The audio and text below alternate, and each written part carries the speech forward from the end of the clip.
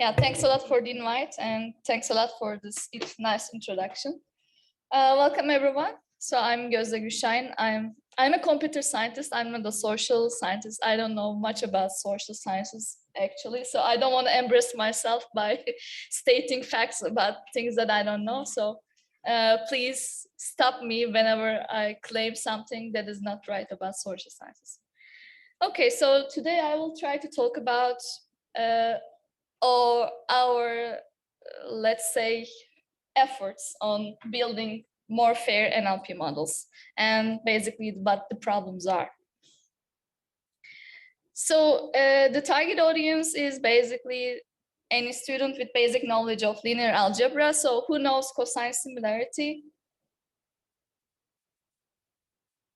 Okay, so whenever I switch to that, I will ask one of you to explain it to your peers. We will do peer learning.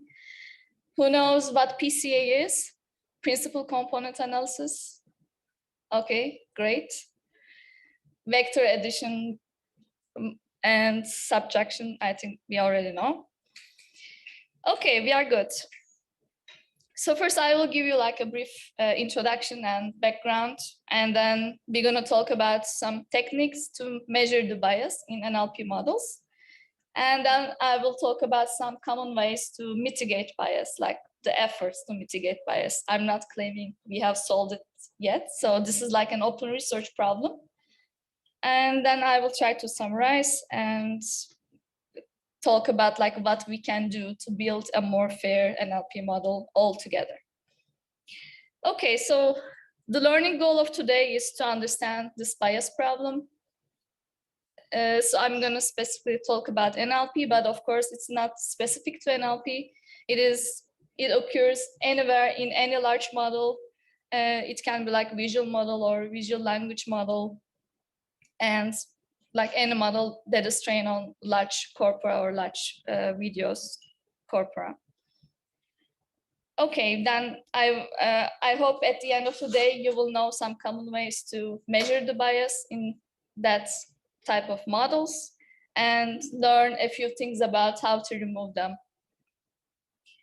All right, so let's start with some history of NLP. I guess you already had an introductory course on word2vec, so I'm not going to go into very details, but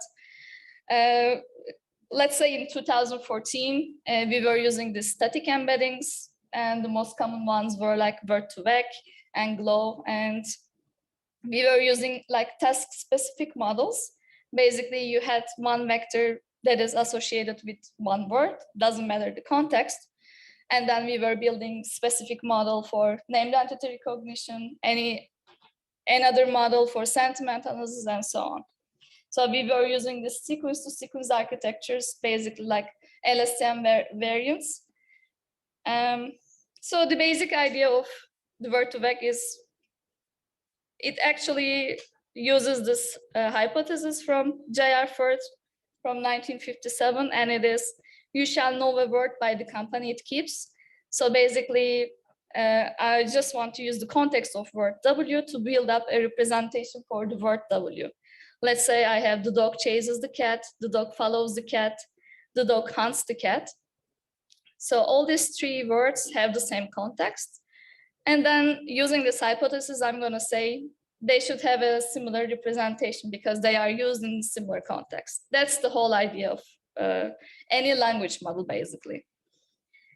So we are given like a large body of text and a list of unique words, which we extract from this text or corpora, and we call this a vocabulary. And I want to represent each word in my vocabulary with a vector, right? And I randomly initialize all these vectors. So basically, I go through these three steps. First, I iteratively do it. So I start from position T in text, and I have a sliding window. So at each window, I need to calculate the probability of the context words given the center word, or vice versa. Calculate the probability of the center word given the context words. That are like similar various algorithms, but the idea is the same. And I'm going to do that by using the similarity of the vectors. And the idea is I want to assign these words such vectors that this probability will be maximized, okay? So this is like an optimization problem. So let's just do like 2 iterations just to remind you what it was, because I'm going to use some terminology from there. Let's say we have the dog chases the cat, and I say that my window size is 2, okay? Or sorry, 5. So I have previous 2 and the next 2, and this is my center word at position T. So what I want to do is to calculate the probability of the context words given the center word, right? So basically, I do a lot of simplifying assumptions, like I say that they are independent of each other, which is not correct, right? But I just do independence assumption, and I calculate probability of the given chases, probability of dog given chases, and so on. And then the probability of the overall probability will be like the multiplication of all these probabilities, because I assumed they were independent, right? So in NLP or in any practical scenario, we don't directly use these probabilities because they are very small values, right? So if I'm going to multiply all these small values together, I'm gonna end up with a very, very, very small number, and probably I will not be able to calculate it after some point when I have a very large context. So for this reason, for practical reasons, we usually use the logarithm of the probability. So whenever I talk about this language model context, I'm going to use a lot of log probability, which is basically the probability, but for practical reasons, we calculate the log probability. Okay, so basically I'm going to do this iteration, and I'm trying to maximize the vectors that are assigned to these words. And I'm trying to maximize this probability. That's the basic objective. So after we have trained such statistical models, or we have unexpectedly found out that they actually capture some interesting properties. So basically you can do, people have created like word analogies, like what is king to man? There's a relation between king and man. And if I give you woman, what would be the missing one? So it can directly say that queen. So basically we found that, for instance, verb tenses, they had like similar distances between present tense and past tense. And there were like similar vector differences between countries and their capitals and so on. So then we found out we can actually treat them as like any vector space, and we can do addition, subtraction on them. We can calculate their similarities using cosine similarities and so on. And that's when it all started. Okay, now we know something about this. But then in 2017, we had a groundbreaking architecture, which was transformers. And I think you also had a lecture on that. So I'm not going to go through the details of this architecture. But the main points are, it's not a sequential architecture, right? You don't rely on the previous end steps to calculate the next step, because you only use feed-forward layers. And then you rely on attention. Basically, the name of the paper is also like attention is all you need. So they introduce a lot of different types of attentions, and they just use only feed-forward layers. And since we don't do sequential processing anymore, now we can have a lot of parallel training, right? We can parallelize this training, and that leads to what? Training large models on large corpora fast, without catastrophic forgetting. Okay, so then a new era has begun. Then we had language models with transformers architecture trained on very large corpora for very, very long time. So we had BERT. It had like 110 million parameters and trained on 3.3 billion tokens. like it was very large for 2018. And then the training paradigm has changed. So you remember in 2014, we had this task-specific models, but in 2018, we just have like one pre-trained language model, and we use the same language model on different tasks, and we call this fine-tuning. So you have this prior knowledge, like it contains a lot of inductive bias, and then you fine-tune it on sentiment analysis, you fine-tune it on named entity recognition, and then you have like a very small fine-tuning layer, and that's it. So it's efficient, and it gave us like the state-of-the-art performance back then.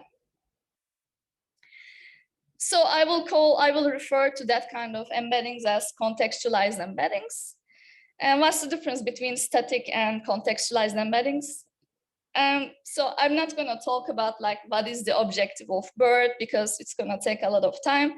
But basically, it was using a different learning objective instead of, you know, guessing the context word given the neighbor words. It was using different objectives like mask a word and then predict it, mask it randomly, predict the next sentence, and so on. So, all right.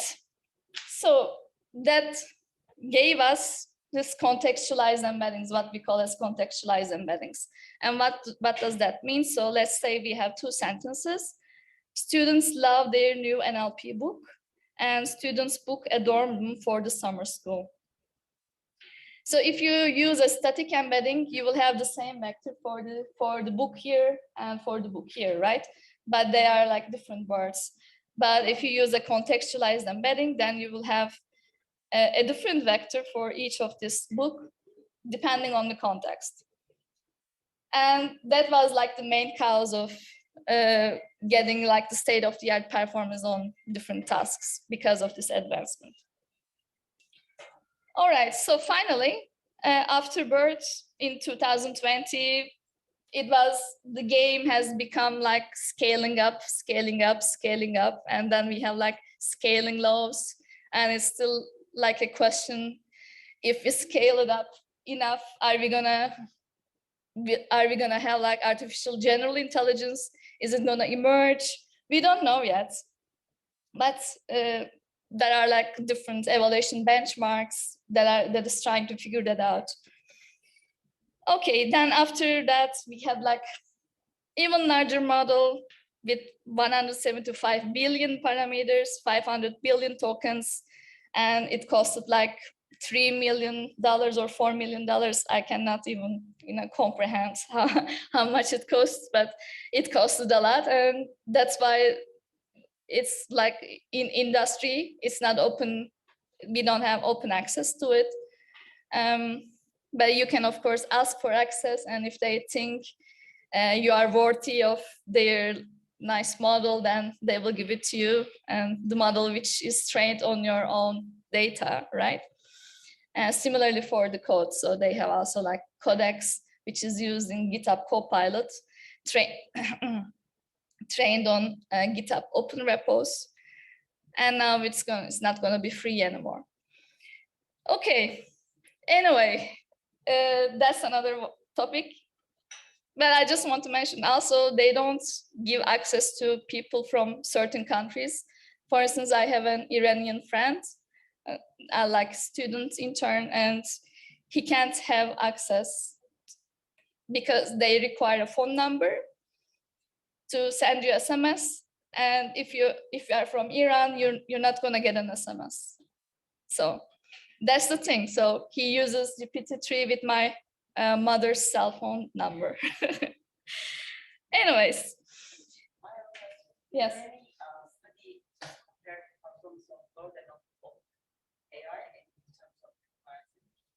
Is there any that compared to performance of BERT and the OpenAI? Yes. Is there a clear distinction between that? Yeah, GPT-3 is really good. OpenAI is better. Yeah, in most of, so it depends. I think I can talk about this like half an hour, but just a summary. So when we scale things up, we saw that it gets better in almost every task. Actually, there is now a competition, and they give you like $100,000 if you find a task that gets worse if you scale it up. So if you can find a task that GPT-3 is worse than BERT, you're gonna get $100,000. Yeah, you can check it out. Actually, there are some papers, and they're also related to bias, that found like when you scale things up, actually you will get more bias. So it gets worse in ethnic bias, religious bias, and so on. But on the other side, it is much better at reasoning, like mathematical reasoning, algorithmic reasoning, and of course, statistical tasks like easier tasks like named entity recognition, I don't know, natural language inference, and so on. So any of the downstream tasks, it achieved almost like human performance. So we are trying to figure out like what are the drawbacks, but it seems like fairness and ethics seems like the thing that they are not better at. Yeah, I hope that answers the question. Okay, so after we had like this very large scale models, then training paradigm changed again. So instead of fine tuning, we just write a few prompts. You can open the playground, you can write a few prompts. So you can say, instead of training a spell checker, you can write to, you can say, here is the instruction, please correct my sentence. You write the sentence, you prompt the model, and then it gives you the corrected sentence. So you don't need to train anything. You don't need to fine tune a model. It just works on many tasks, and it works better than the previous ones. And that kind of learning is called few-shot learning. And the thing that NLP people are trying to do right now is to find the best prompts. Like how should you give the instruction? For instance, there was like a recent paper, chain of thought paper. So basically it finds that if you ask the model to explain, so if you say, I want to calculate 2 plus 2, so it gives you a wrong answer. But if you write, I want to calculate 2 plus 2, and then if you write, let's think step by step, it writes, okay, so first I would do that, and then I would do that, and it gives you the correct answer. Yeah, that's like a whole different research field, which is not the topic of today. So I already spent a lot of time on the things that I shouldn't have, but it's exciting. So, all right, so training paradigms change, the models change, architectures change, but one thing never changes, and that is the data that we use, right? Everything is trained on large web corpora, and this large web corpora contain biases. So I will refer to these biases as like the data biases, but these data biases come from human biases, like society biases. So I was just watching this show with my parents the other day. It's called Aileler Yarışıyor. It's basically like, I don't know what's the English word for this. Families are competing, something like that. So basically there are like 2 different groups, and they ask you a question, and you're trying to figure out the most popular 6 answer given the question. So basically they go around, ask 100 people the same question, and they collect answers. And then they have 6 popular answers, and these families are competing to find the 6 popular answers. Okay, I was watching this show, and the question was, who is the most charismatic person in Turkey? And people just started saying like Kıvanç Tatlıtuğ, like the handsome guys, okay? And I was just saying to my husbands, like, what's the question? What is the most charismatic man in Turkey? And he said, yeah, it was the question. And these were like the top 6. Kıvanç Tatlıtuğ, I don't know all of this name, like Kenan İmirzalıoğlu. And then they asked the question again, and like all my family was surprised, because now they realized there's like really a bias there. And I was like, why not? Like the famous actors like Genco Erkal or pianists or authors or like famous doctors, right? People don't, we are biased towards that. And what's in the web data? So this is like from Wikipedia biases paper from Rudiger Glot from 2010. So basically he does an analysis on this Wikipedia text, like who are the readers, who are the contributors. And as you can see, the contributors, the female contributors are only like 12%. So Wikipedia is written by men. Most of Wikipedia is written by men. And of course, there are other dimensions like age, religion, family life. And if you see this statistics, you would be surprised. Like the pages you are reading are actually written by very dominant people in society. Okay, so this bias is referred to as like selection bias. And it means sampling is done randomly, is not done randomly. So I'm not gonna sample from the community randomly to write the Wikipedia pages, right? There's like a selection there. So it does not really reflect the real world. Not everything is written in Wikipedia. So this is from the Google slides. It's from EMNLP 2019 Bias and Fairness NLP tutorial. So I've only talked about like selection bias. And as NLP people, we are like engineers. We just want to build models and analyze them. And we are not really, there is no really comprehensive study that studies all of these different types of biases out there. If you ask me, I can probably not be able to explain all of these biases, but I rely on social scientists to understand all of these biases and help NLP people. So the common biases we deal with in NLP literature are like threefold. Maybe there's another like fourth one, but basically most of the papers and most of the work that you will see will be on gender bias. And more recently, we have other types of biases like racial bias and religious bias. And the basic question we ask is, does the model discriminate against people because of this concept, like because of their gender, race, or religion? That's the basic research question that we ask.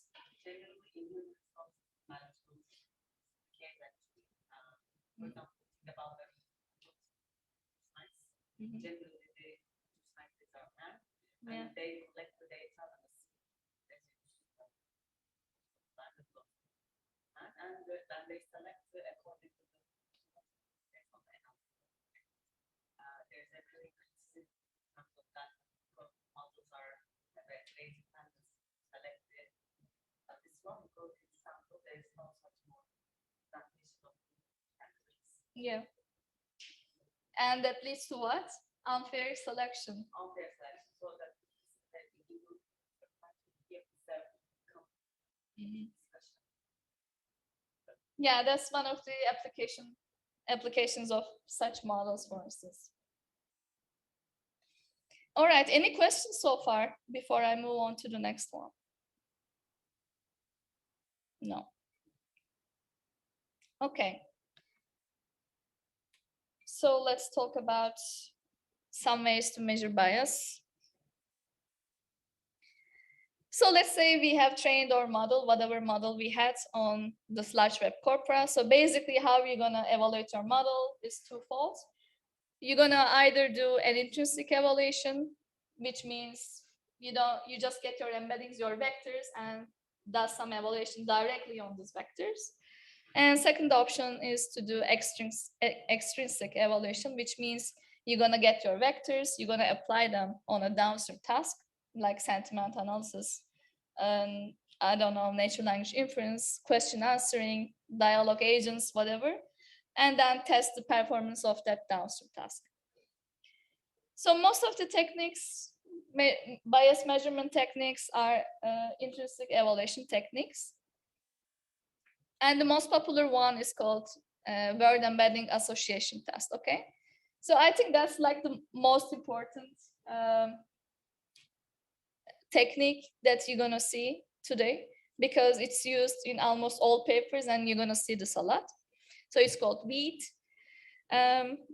It's actually derived from a social psychology test, which is called implicit association test. So they actually did a similar test on humans to find this implicit associations between gender and occupation, or gender and pleasant words or unpleasant words, and so on.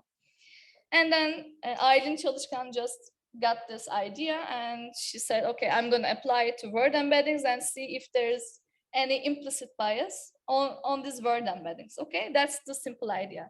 So let's say I'm interested in gender bias. What I do is I create two different word lists. So the first word list will be like definitionally male words, like thing that describes the male, like he, him, himself, I don't know, father, grandfather, boy, son, and so on. So they are definitional male words. Then you have on the opposite side definitional female words. Okay. Then you're trying to figure out if like doctors are associated with male words or doctors are mostly associated with female words. That's the basic idea. Then you write a list of occupations and you create the list in a way that you have some occupations that are mostly associated with males. Then you have some occupations that are mostly associated with females, like doctor, programmer, lawyer, nurse, secretary, and homemaker. And what you're gonna do is you're gonna find the association between male words and this occupation words, and female words and this occupation words. And the high level idea is, like, if you don't understand the formulas, the high level idea that you need to understand is association between the male words and the two sets of occupational words should be similar to the female words and the list of occupational words. Okay. So I'm trying to calculate the associations and I want them to be similar. That's the basic idea. Okay, so let's define it. Let's say this is X, this is Y, this is A, and this is B. So I want to calculate the score, SWAB. So W is the word from X or Y, doesn't matter. And A, and this is the B. All right. So what I'm gonna do is I'm gonna calculate the cosine similarity between this word and this word, this word and this word. So for all A, and then I'm gonna normalize the similarity. And then I'm gonna subtract the association between this word and this word, and this word and this word, and I'm gonna normalize this. So it's gonna tell me the association of this gender words between these two different lists. Okay. Now I know the association between a word and the lists. So what I'm gonna do next is I'm gonna go a little bit higher level. So I'm gonna use the score here and I'm gonna calculate the score for all the words in X and all the words in Y. Okay, so I will go through all the words in X, calculate their association score between A and B. Then I'm gonna go through all the words in Y and I'm gonna calculate their association score between all the words in A and B. And then I'm gonna subtract them. Okay, quiz time. Everybody's listening. So what should be the score if we have non-biased embeddings?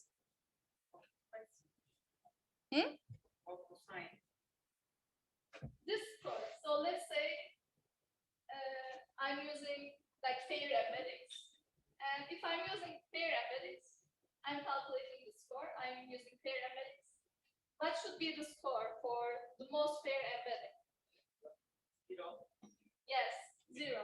So what we expect is to see some similar scores. So if X is associated more with A and less with B, then I expect the same for the Y, right? So the ideal case, it will be 0. And what would be the range? So what would be like the highest value of the score and minimum value of the score. Think again. So cosine similarities can be bound, right? So let's say I have a score of 1 and it can be -1. So 1 minus -1 will be 2 and the other case will be -2. So ideally it will be 0 and it can be within the range of -2 and 2. Those embeddings from right or any. This model can be applied to any. So it can be applied to any static embeddings, below, work to back, and vice versa. What about the context? I will come back. Yeah, there's another similar test. So it's called embedding coherence test. It's a very simple idea. So you basically have the verse x and you kind of get an average of x, okay? You have an average x vector, then you have an average y vector. So what you want to do is find the ranks. So which word is most associated with the average x out of this A list? So I get the average of x and I find, then I have a rank, probably doctor, programmer, lawyer, nurse. Then I get an average of y and I do a ranking. And then I get like nurse, secretary, homemaker, lawyer, programmer. So once I have these two ranks, I can actually do a Spearman correlation and calculate the coefficient. Okay, it's already written. I was gonna ask like what would be the ideal one? What's the range? So the range for the Spearman correlation coefficient would be like -1 and 1. So which one is better, like higher correlation or lower correlation? So I'm going to calculate the correlation between these two ranks. What do I want? Think again.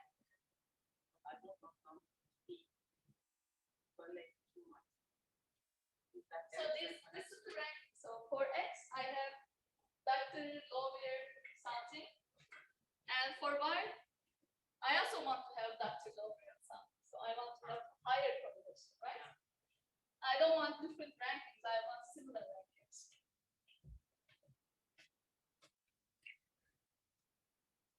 Okay. So coming to your question, what if you have contextualized embeddings? So that's the question people have been asking for the last 2 or 3 years. And they did like very simple things. So the first thing that we did is just to turn this V test to sentences. So you have like so target concepts are for like gender. So like he, him, they use names like Adam, Harry, Nancy, and so on. And then attributes, we use gender, but here the attribute is pleasant and unpleasant. So they're trying to find association between those two. So for instance, we had this single verse, right? Love, cheer, miracle, peace. So what they do is we're just going to turn them into sentences, but we don't want to have extra information in the sentence. So we're going to write the plainest sentence that you can ever imagine. So that they just write like definition sentences like there is love, that is happy, this is a friend, and so on. And for the names, like this is Katie, this is Adam, Adam is there, and so on. And of course, getting the embeddings from this contextualized models is also tricky, because then you incorporate context at the upper layers. So that's why they just use the encoding layer. So the first layer where you don't have the context. And they applied this test on that kind of, so they applied this debiasing on that kind of encoding layers. Okay, so we moved on. In 2021, we had another test. So it's called context association test. So basically, they introduced 2 different types of tests. One is the intra-sentence CAT, and the other one is inter-sentence CAT. In the intro sentence one, you have a context, like girls tend to be more blah blah than boys. Then you have an option which is like a stereotype. Then you have another option which is like the anti-stereotype. And then you have something unrelated. And in the second one, where you have the inter-sentence one, you have the context. He's an Arab from Middle East. Then you have a full sentence that is a stereotype, like he's probably a terrorist with bombs. He is a pacifist. My dog wants a walk. Okay. Then the high-level idea is, I told you I'm going to use log probabilities. Just going to calculate the log probabilities of each option. So I already have a language model. I can calculate the log probabilities very easily. And then I'm going to pick the maximum one. So if the probability of soft is higher, then I'm going to pick that one. So, and then I'm just going to hope that the model would not pick a stereotype. So what would be the ideal case? Like, if you have a fair model, what would you want to see in that type of test? So what would be out of hundreds? So out of hundreds picks, how many times would you want your model to pick soft, and how many times would you want your model to pick termites or fish?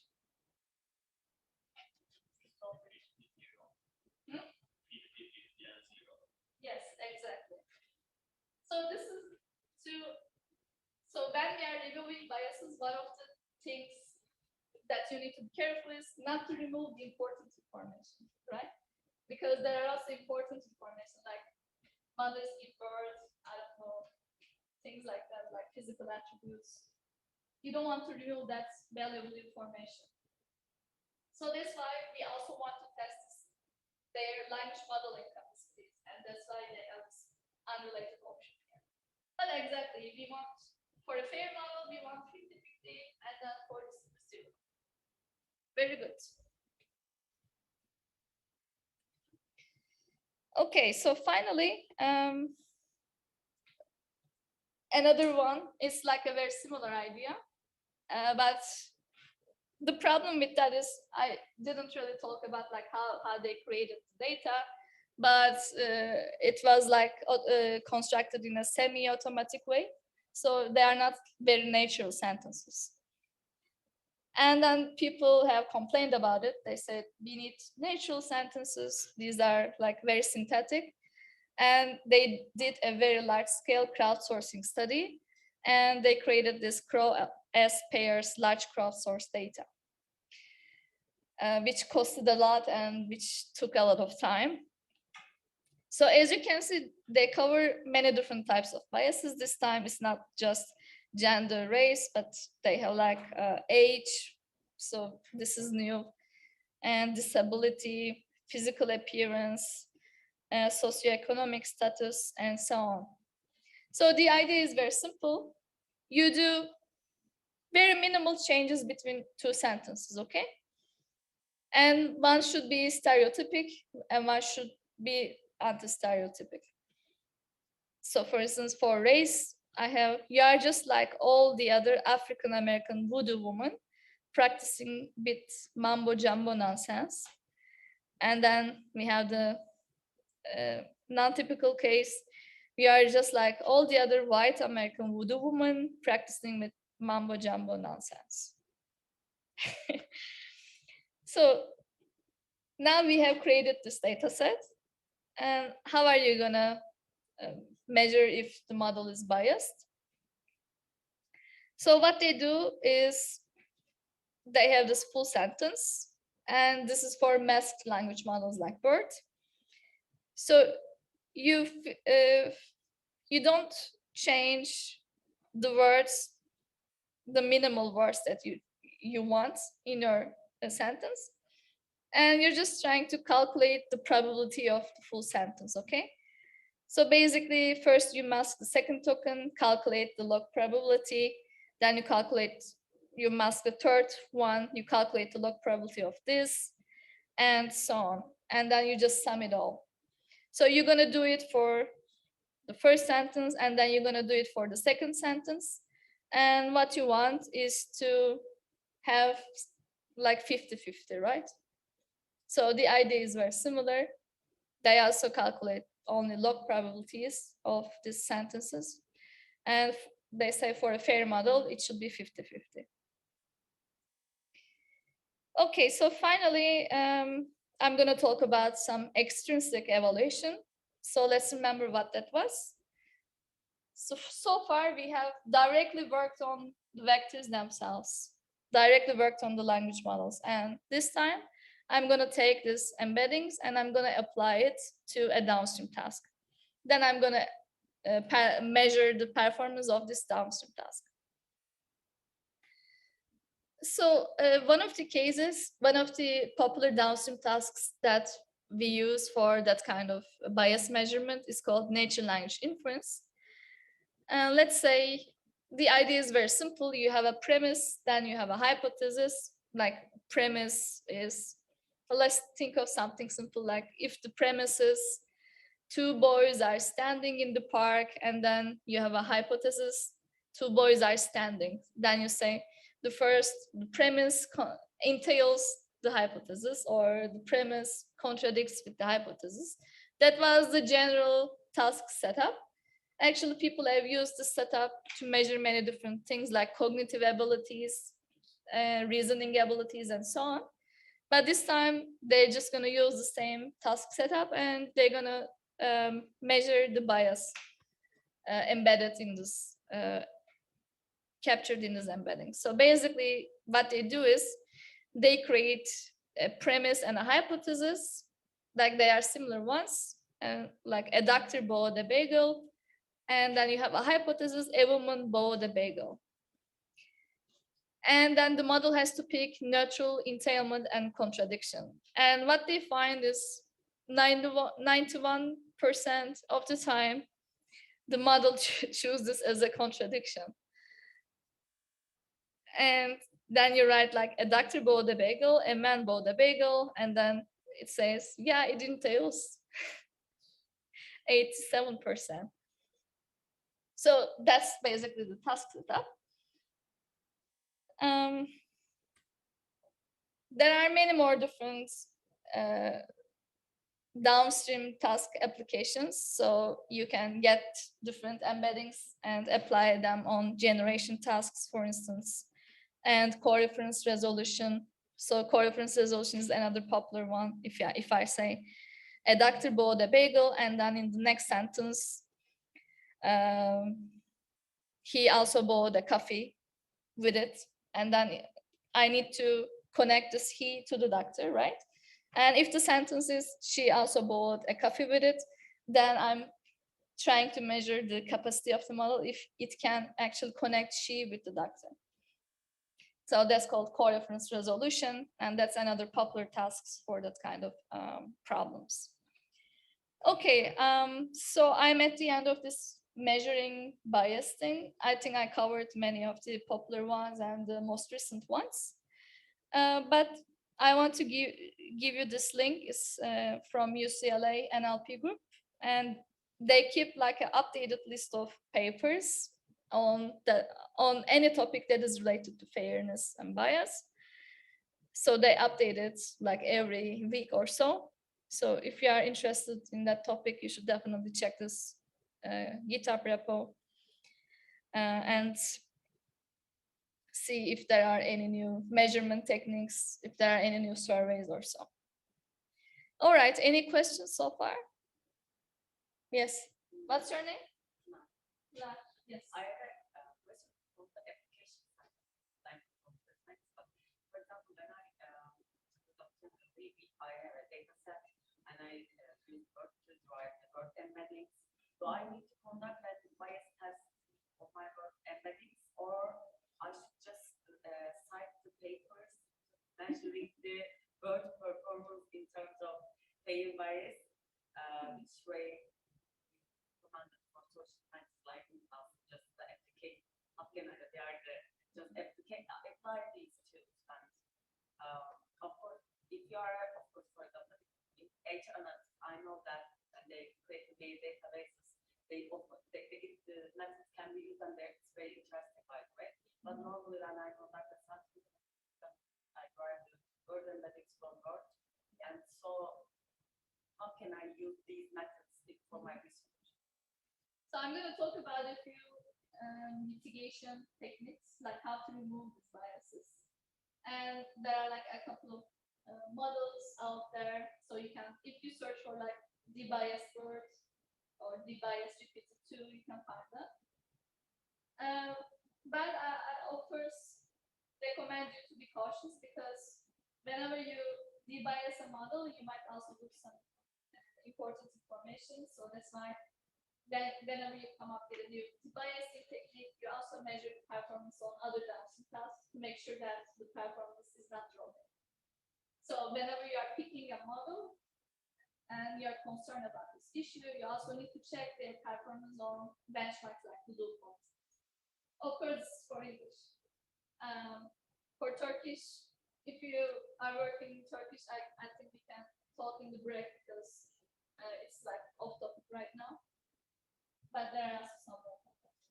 Generally, reviewer or scholar in my field, they ask that, for example, how do you know that embeddings are live?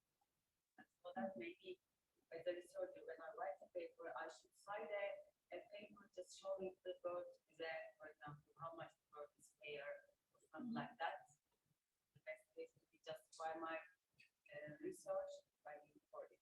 Well, if you're a researcher, there are things you can do. I'm going to talk about it in the end, but like if you are creating a new model, you can create model cards. You can talk about ethical considerations, like I'm aware of this issue and I found that cases, and anyone that is using this model should be aware of it. And now, more recently, like in the last few years, whenever we write a paper for top-tier NLP conferences, we also have a section that's called limitations and ethical considerations. So whenever I'm writing a paper, I have to talk about the limitations and ethical considerations now. So this is a new thing, thanks to Emily Bender, Timothy Gebru, and those pioneers in this area that really pushed this. But I think it's happening. Yeah, can I ask Any a other questions? Can I ask a question? Okay. Oh, yeah. Let's see some scores, okay? I just wanted to put this to show you where we stand. Of course, these are from like 1 year ago, so it might be the models are already outdated. There are new models, but we don't know their score yet. So I'm just going to talk about the last few years. So for instance, remember this static embedding globe, and remember what the weed test was, right? We wanted to see something close to 0. And if you apply this test to globe, and if you use the occupations, you're going to see a very high score slope. It's very biased towards gender and occupations. And if you do like work versus home, it looks better, it's close to 0. And for instance, if you do this NLI test, the downstream task that I talked about, we would expect to see like 50% of the time neutral. And then all you have is 29% of the time to be neutral. And more recent models like BERT GPT-2, you remember we wanted to have stereotype score close to 50. And you see for race, 62, for religion, 62, for gender, it looks a bit better. And GPT-2 is also, every score is higher than 50. And yeah, another thing I wanted to mention is it's still like an open research problem to how to exactly measure this bias. Like if I use Crow-S pairs, I'm gonna get different scores. So looks like BERT is more biased than GPT-2 by means of race. But if you use stereo set score, then you will see that GPT-2 is more biased in race. So there is no like one measure. So whenever you are doing research, you need to use all the tools available and analyze the results and check your data. Okay, so let's talk about mitigating bias. So basically, there are like 4 different strategies. First one is to modify your training data. So the most popular technique is called counterfactual data augmentation. And there are like many papers on that. But the basic idea is, remember, I had this a Dr. Bode, or like I visited him in his office. This is one sentence. And what I do is I'm going to augment this data set with she. I visited her in her office. So I'm going to create sentences that will have more examples, training instances for underrepresented groups. That's the basic idea. So, and it works up to a point, but of course, when you augment data, what you need to do, you need to train your model from scratch, and it's costly, and people don't want to do this. Second thing is to modify your embedding algorithm. So actually, this is for static embeddings, and it's overly complex for this talk. And since you need to train your model from scratch again, and static embeddings are not used that often, I'm going to skip this technique. But if you're interested, it's an interesting one. So I would definitely recommend you to read it. It's called Learning Gender Neutral Word Embeddings. Most recent technique, as I said, is like prompting, because now we have very large models and we don't even train models anymore. We just do prompting. So Timo Schick is like one of the pioneer researchers in that field. And he said, yeah, I'm going to try something. I'm just going to prompt the model to be less biased. And it worked. So if you actually prompt, so don't train any model. If you just prompt the model, so you're a kind, patient, a very nice AI assistant. Now, can you please answer my question? And it's going to be very nice. It's going to be very polite. And actually, like in the most recent surveys, they found that that is the most effective technique out of all the debiasing techniques that I'm going to talk about. Yeah, interesting, but facts, right? Why is that? I wish I knew. That's an open research problem. So one of the problems in NLP right now is the prompt sensitivity. Maybe you have seen this Dolly 2 model, and like how a woman created a magazine cover using different prompts. So they sold it to the community as like, she created this magazine cover in 20 seconds, and then there's like a full story. She's doing prompt engineering like a whole day. She tries one word, then tries another, and then she finds the perfect prompt. So basically, they are very sensitive to prompting prompts, and yeah, this is like an open research field. I cannot tell you like why it works or which prompt works better than the other one. We will see. I hope we will figure it out soon. So, yes. Oh.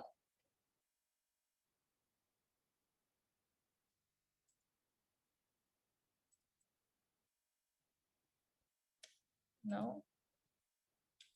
Why doesn't it show me chats? Oh, here.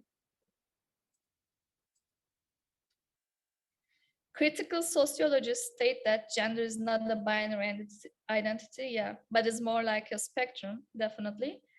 This kind of a conceptualization allows space for including non-binary gender identities and, yeah, LGBTQ+. Do you know any study or approach that extract gender information in a non-binary form?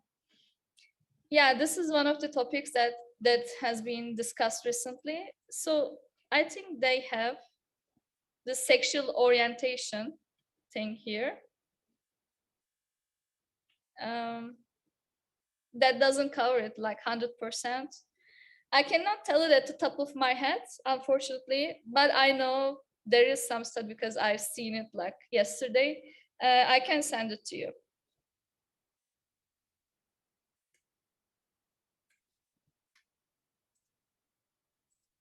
Okay. Any other questions?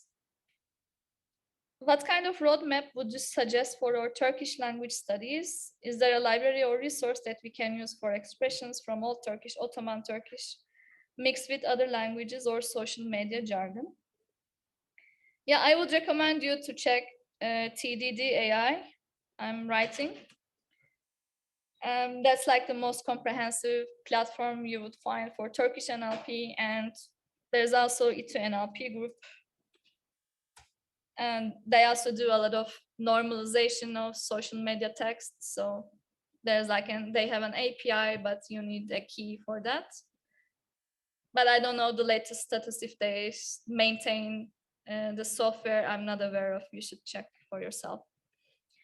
But as far as I know, I haven't seen any work on Ottoman Turkish or Old Turkish.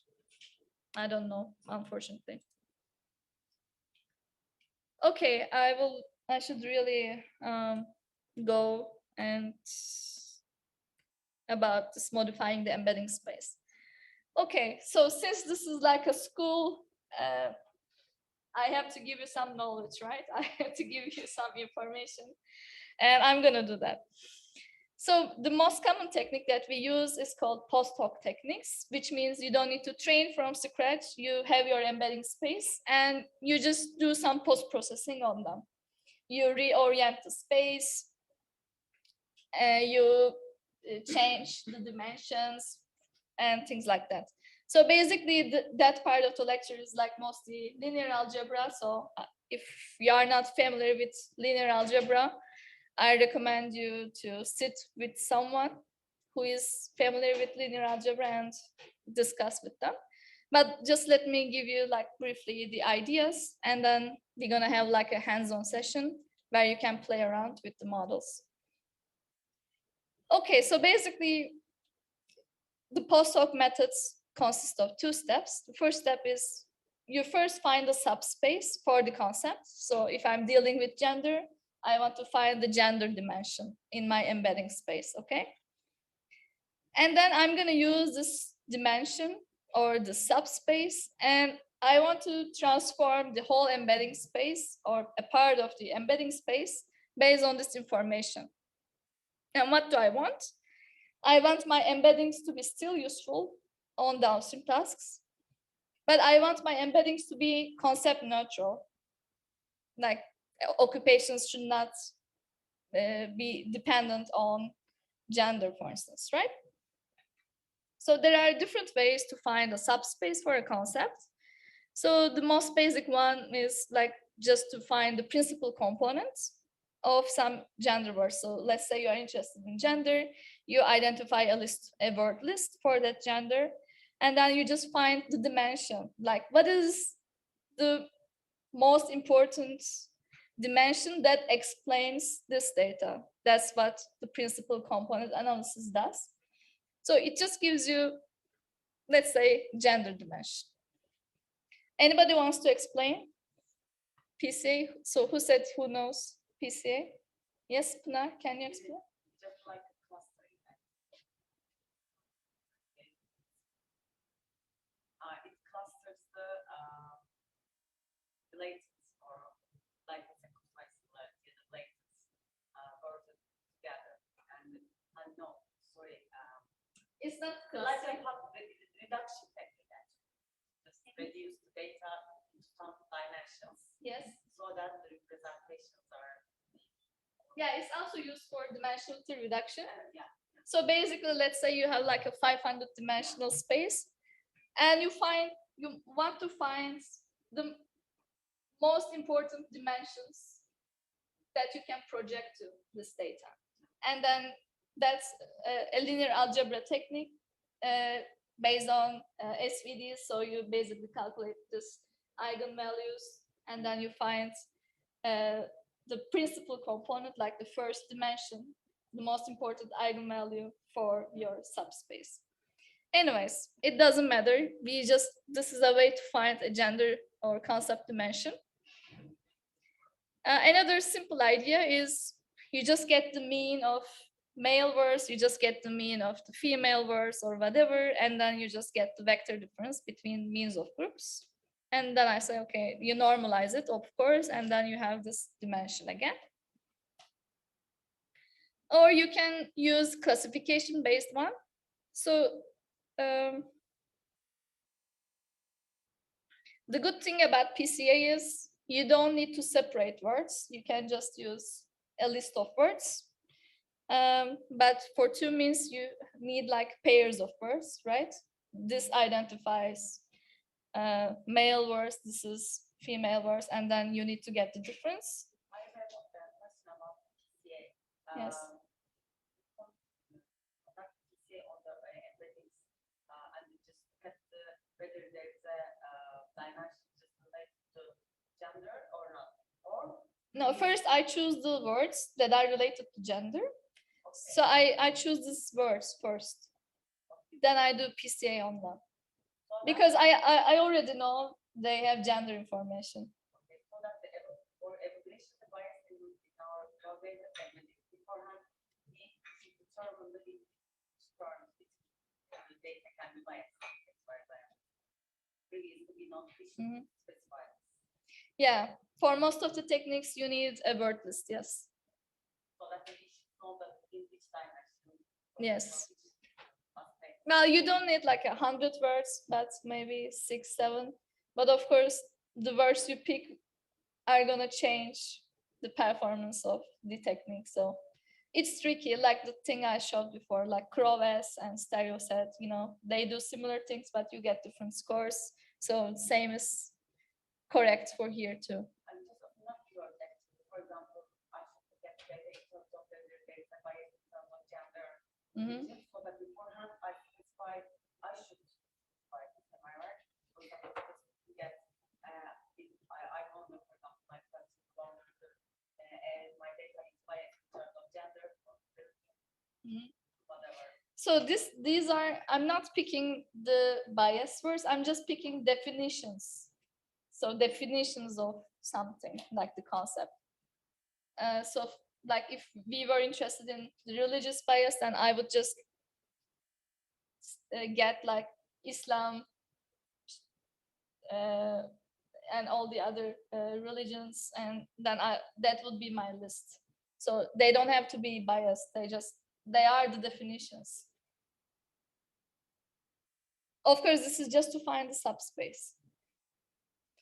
All right, so the latest technique is classification based. So basically, you're trying to find the classification boundary between these two lists of words, and then you get the normal to this vector, this boundary. And then you say, okay, the normal to my classification boundary is the gender dimension. Of course, I'm showing this in 2 dimensions, but of course it's in higher dimensions. It's not just like 1 dimension. It could be in many dimensions. Okay, so once I figure out this dimension, now I'm going to transform my space in a way that embeddings are still useful, but they are concept neutral. So the first thing I can do is just to do some linear projection. So what do I mean by that? So I already know this gender dimension, and linear projection just removes this dimension from all the embeddings, right? So let's see. So you see, there will be no vectors with across this dimension. Of course, this is in 2D. You're gonna get confused, and this points look very close to each other. But when you think of like in 500 dimensions, you're just gonna like 1 dimension, but you're gonna have all the other dimensions there. So there's a video for that.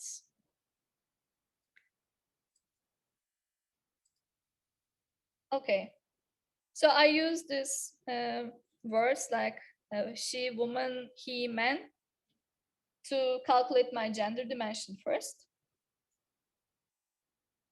And these are the words that I want to say debias, okay? Okay, first I found my gender dimension, and this is the origin of my embeddings.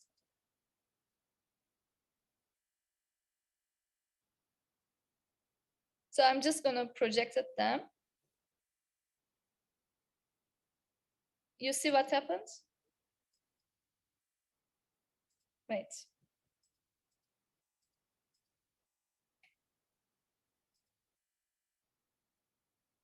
So I'm removing gender dimension. That means I'm moving gender dimension to the origin.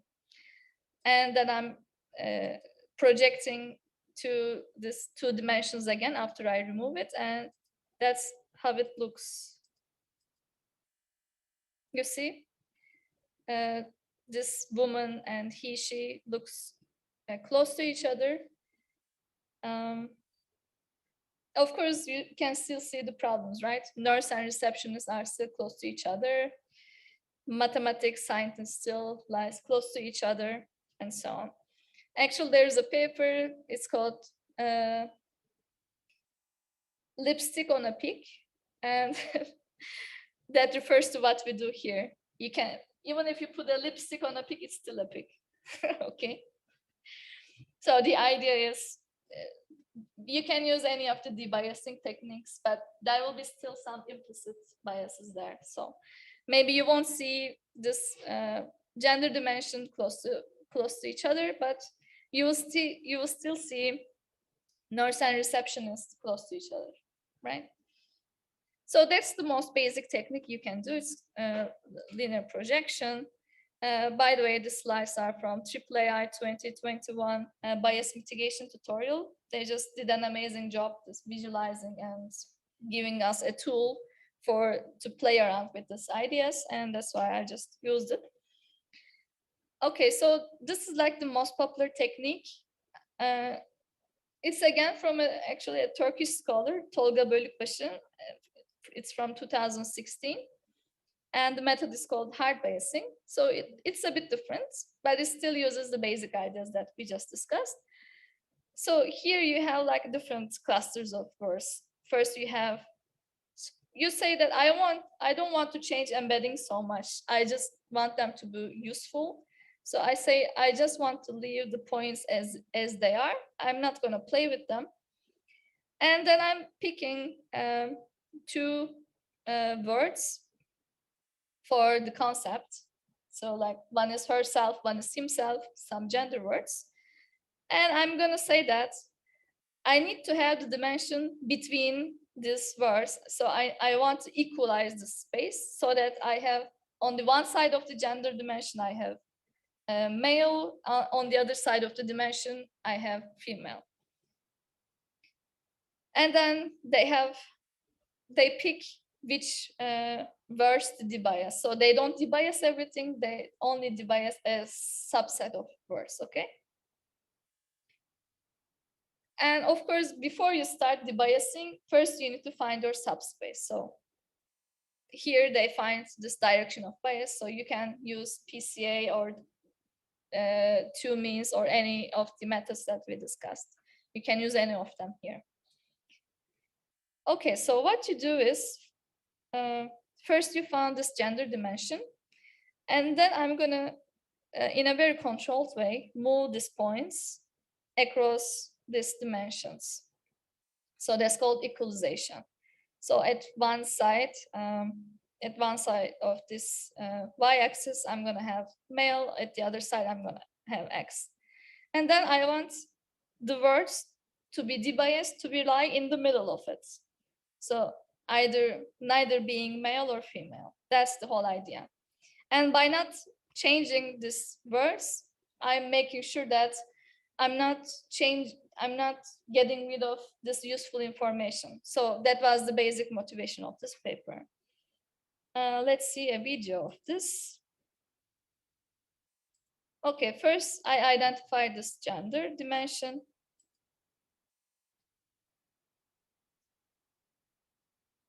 Then I'm projecting. One thing I haven't mentioned, the words that you use to identify this gender dimension are left unchanged. So you're not projecting them. This is important. And the others you are projecting. And in the end, you're equalizing it, the space with these 2 seed points. Okay, so let's see how it looks after that. You see, there is like the origin and gender is like looks the same. You see this occupation words that I wanted to debias lie in the middle, so they are neither male or female, but I still have the useful gender information. So I don't see like women and men very close. They are like separate on the other side of the dimension. But I see the occupation words that are close to each other. So that was the basic idea of this hard debiasing. It's one of the most popular ones that is used a lot. Okay, so finally, not finally, I have one more. This is, again, a similar idea. It's called iterative null space projection. So to identify this gender dimension, they use classification. They don't use PCA or anything. So they have like a bunch of, so the good thing about it is you can use, they use a large list word, because to do classification, you need a large list of words, right? And maybe that's why it's kind of more reliable than the other techniques. All right, so let's say this green ones and the orange ones, and I hope there's no one, we don't have any colorblind people, and I apologize for that. It's really colorful, but okay, so I use this verse to find the classification boundary, and then I get normal to the classification boundary, and I found this dimension. And then I have points that I want to debias by the projection. And similar to the other idea, I want some words to remain unchanged. So what do I do is, once I find this dimension, I project everything except from the blue points, which I want unchanged. So I just do linear projection. And what I do then is, so I did this linear projection, then I did PCA again, just to show you. So it's an iterative approach. Then I calculate gender dimension again. I'm going to project again. And it goes on and on. So they do this iteration like 7 or 8 steps. Let's see how it looks. Okay, I did classification. I found the gender dimension. So I reorient it so that you see it more clear. But it doesn't really do anything. It's just a change of view. Okay, then we do projection. Let's project again. Then I do another classification. So that way, after iterations and iterations, I bring this occupation words close to each other again and pushing gender words a little bit apart.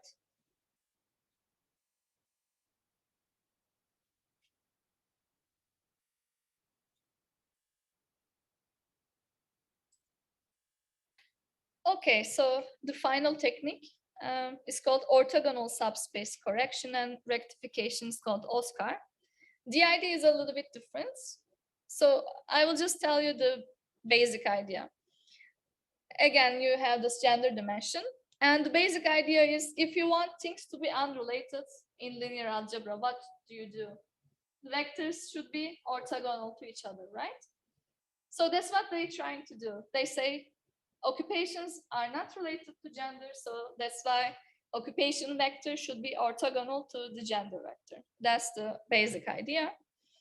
So first they get, so for this method to work, you need a list of gendered words, but you also need like a list of occupations or whatever you are trying to make independent of.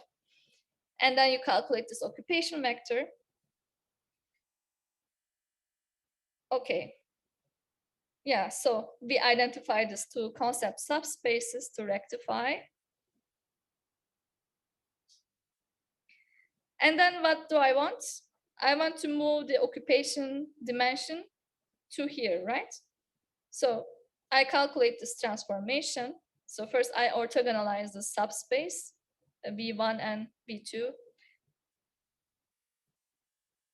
Of course, I have words related to this occupations dimension. Then what I want is I'm just gonna transform all of these words with this angle that I just calculated. And yeah, that's it. So how does it look?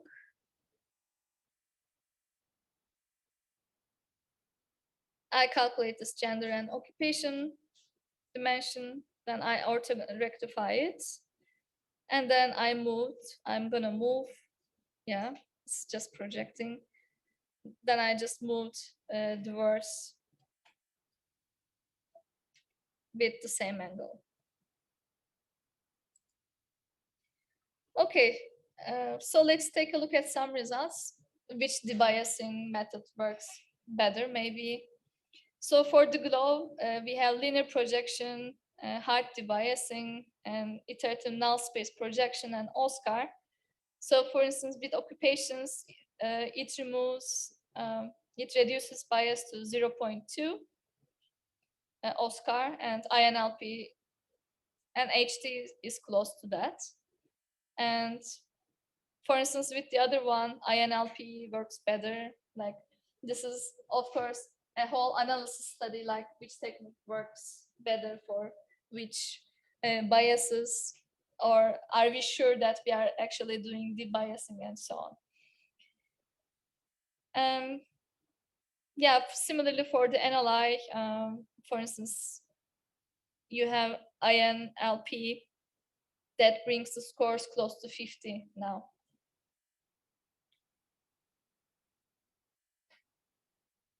Okay, so I haven't put the results for the contextualized embeddings, but as I said, the most promising technique looked like the prompting one, self-debiasing technique. And the others are like close to each other. All right, so let's summarize. So we talked about language models and embeddings and the history of NLP.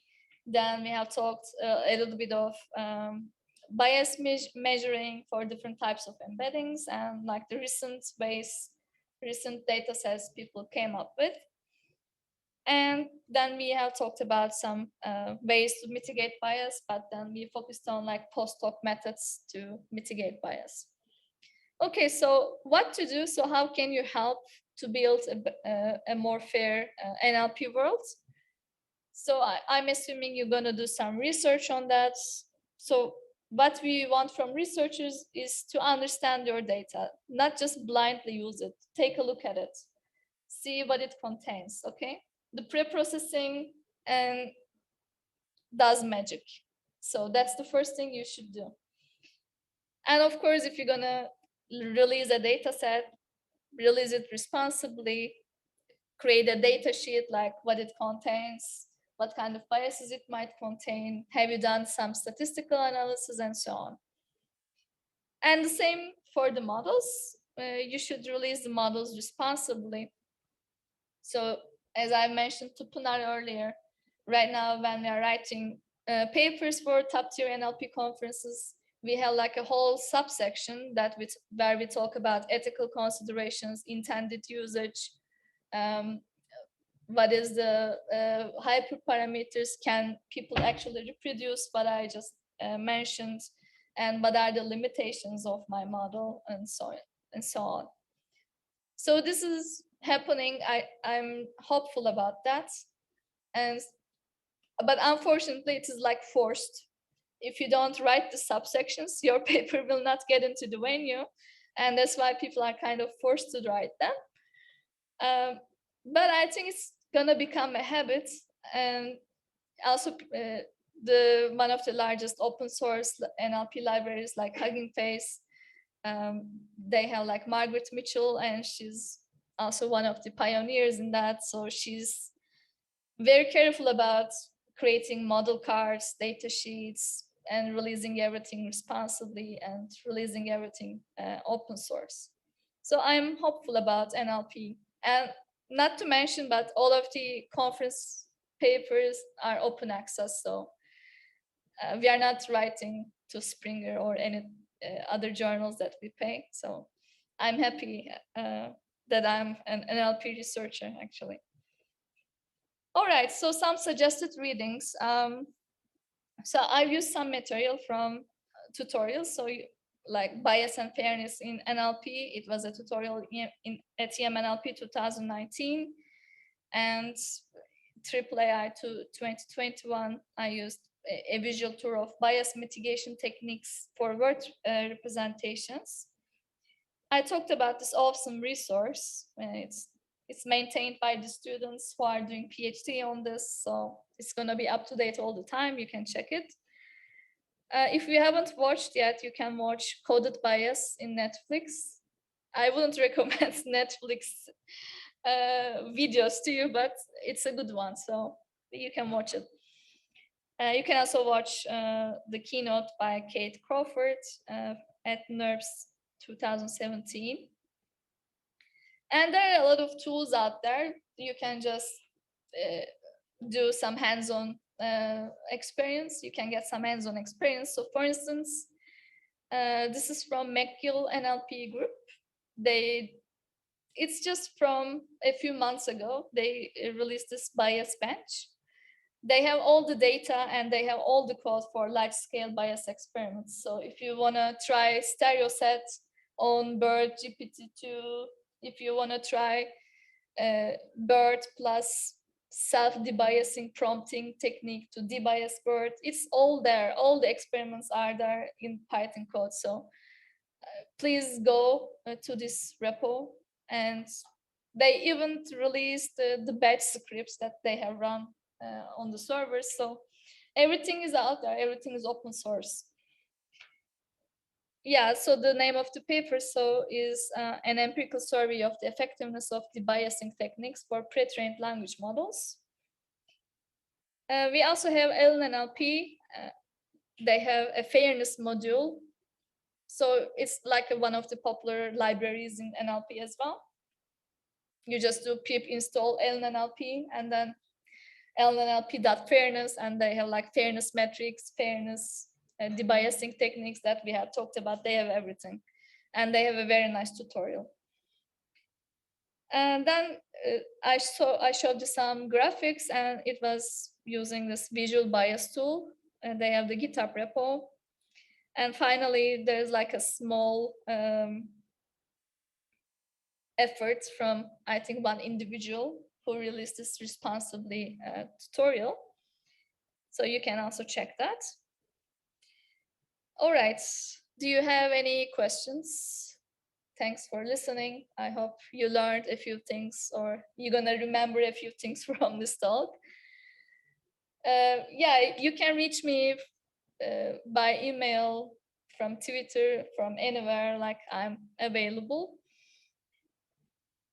Actually, I thought we would have some time to have like hands-on experience, but I'm not sure if that's the case. But if that's not the case, there are two things you can do. So one is we have a Colab. So who used Google Colab before? Okay, a lot of people. Great. And does the link work? Can you check if the link works for you? Does it work?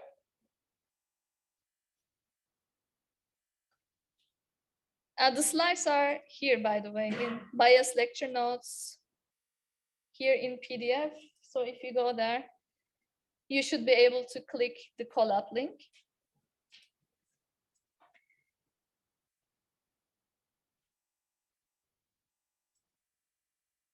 So if I click on it,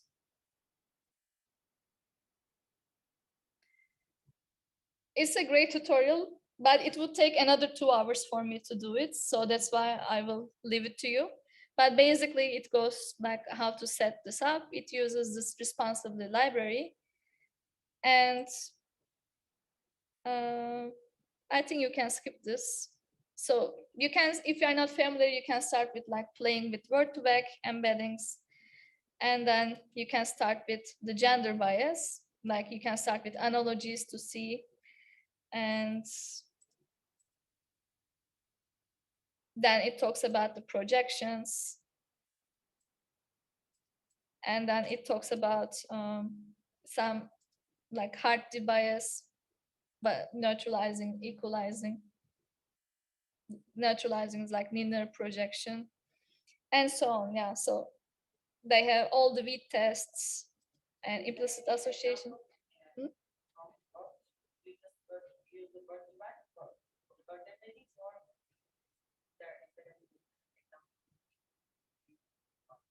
Yeah, you can just run this.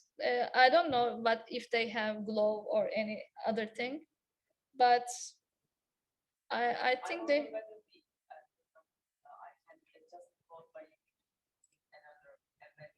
Yeah, I get it. I don't know. You should check the documentation. I'm not sure. I feel like it should be possible.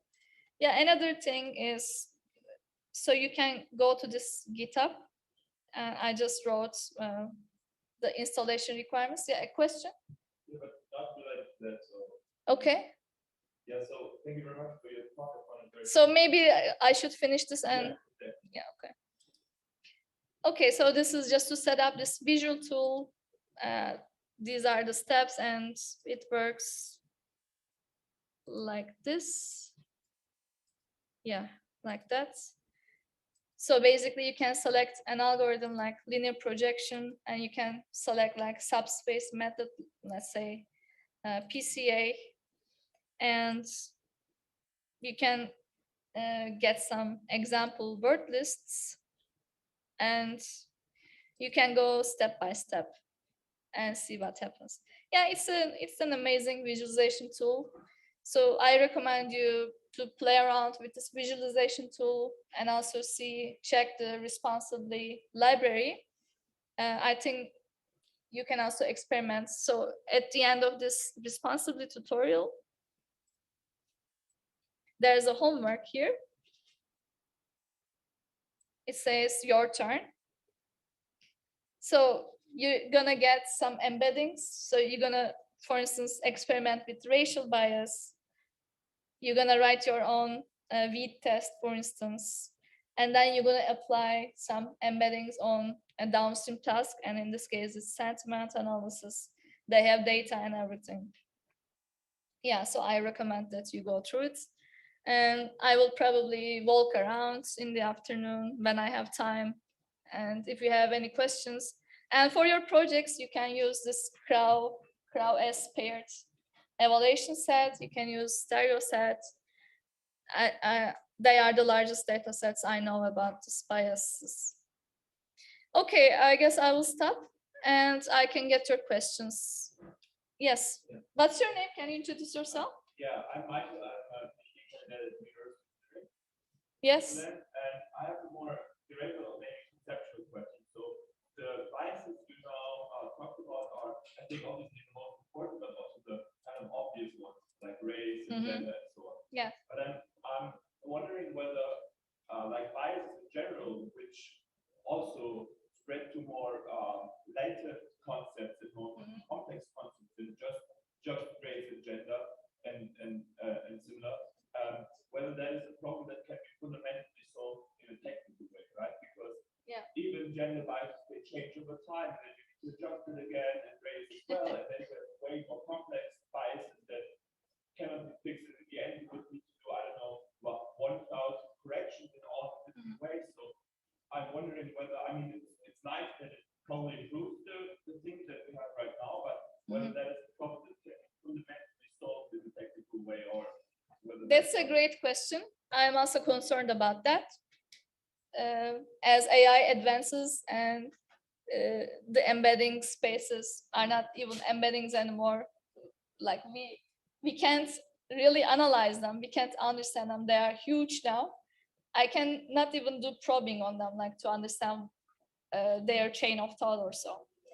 So there was like a recent incident of events, I would say, that was funny.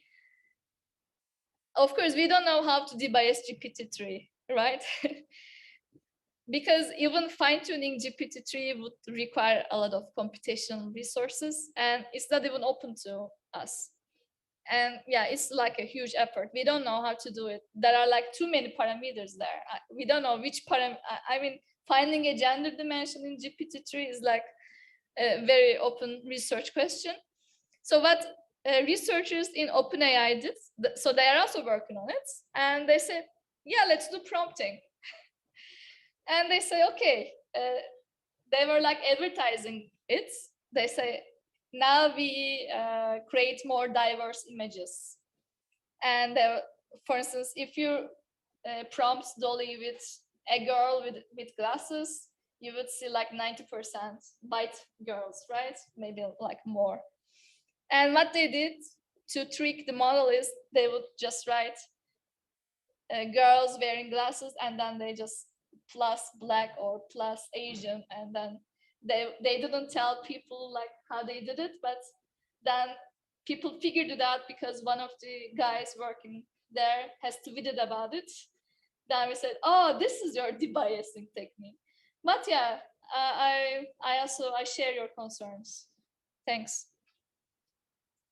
Yes.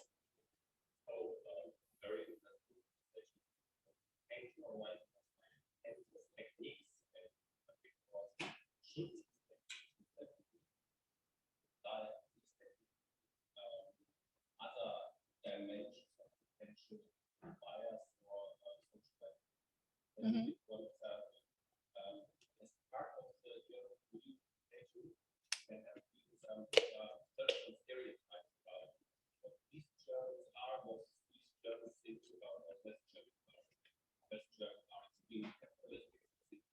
Mm-hmm. Completely understanding that it's just more complicated. Obviously, some theory ideas about like what others are. Yeah. It strikes me as if these techniques could be applied to that. I think like SCQ or research ethic, I think it would be interesting and important to potentially highlight these stereotypes so that we can operationalize them in social work. But then I think the next thing, like, could there be limitations, methodologically technical limitations, but things that are potentially like these biases, right? So maybe like let's just go to the extreme case, like yeah, all Nazis are evil people or something. Yeah, dogs are cute. Yeah. That's a bias, but maybe that's a bias we never see. I'm not sure. Yeah. Yeah, to answer the first question, yes, you can apply these techniques to other types of biases. You just need to create a word list, like what defines an East German, like definitions, East German, West German, and then the implicit associations that you mentioned between them. And then you just use the same measurement techniques and debiasing techniques. I'm also interested in like cultural biases. I think they are really interesting, and that's definitely one of the missing research questions in the field right now. Like everything I talked about was in English, right? And more, I think recently, like this year, there was data set in French. French are more active in this field, but other than that, I know only Italian, and also from Zurich, they had a study where they created wheat tests for Italian and all the languages they use in Switzerland, which are a large family. But other than that, they are just very limited to these European languages, a few European languages, I would say, and there's definitely a chance there, like, to publish. And it's a very interesting question, like which biases does cultures share and which biases are unique to one culture, right? Can we get this automatically? I think that's a very interesting research question. So thanks so much.